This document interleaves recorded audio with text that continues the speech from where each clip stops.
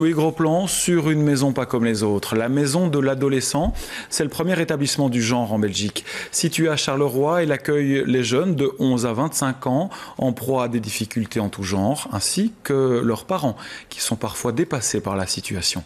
Reportage, Isabelle Peset. Mère et fille, elles franchissent ensemble la porte de la Mado, la maison de l'adolescent. Pauline a 17 ans et cette période de sa vie est loin d'être un long fleuve tranquille. Je me sens un peu rejetée de tout. Parce que j'ai eu des problèmes avec mes parents, mes grands-parents. À l'école, c'est pas toujours gai. On ne peut pas parler de sexe avec tout le monde, ni des fêtes jeunes, parce qu'on a l'impression que les grands ne nous comprennent pas. Et ça fait beaucoup. Face à un ado en crise, les parents peuvent se sentir impuissants. La maison de l'adolescent peut les épauler. L'équipe est formidable en fait.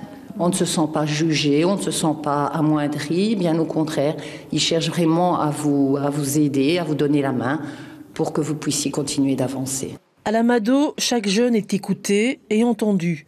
En fonction de ses problèmes, on va l'orienter vers des spécialistes en orientation, des juristes, des médecins, des psychiatres, des psychologues. On prend en compte l'ado dans sa globalité. Ce côté généraliste et pas vraiment spécifique peut permettre à l'adolescent, par exemple, de se sentir pris en compte pour ce qu'il est lui et pas pour ce qu'on voit de lui, une consommation ou une délinquance ou un décrochage scolaire. On prend en compte l'adolescent dans sa personne vraiment entière. Nous sommes vraiment un service de prévention, un service de première ligne. On essaye de répondre en tout cas à leurs difficultés pour éviter que ça prenne de l'ampleur et qu'on entre dans de la déviance ou dans de la délinquance. Donc oui, on est vraiment un service de prévention. Aujourd'hui, Pauline se sent mieux. Ici, elle a trouvé un havre de paix.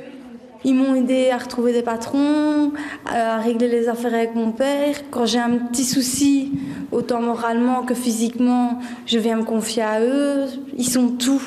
Un papa, une maman, un parrain, un papy, c'est tout.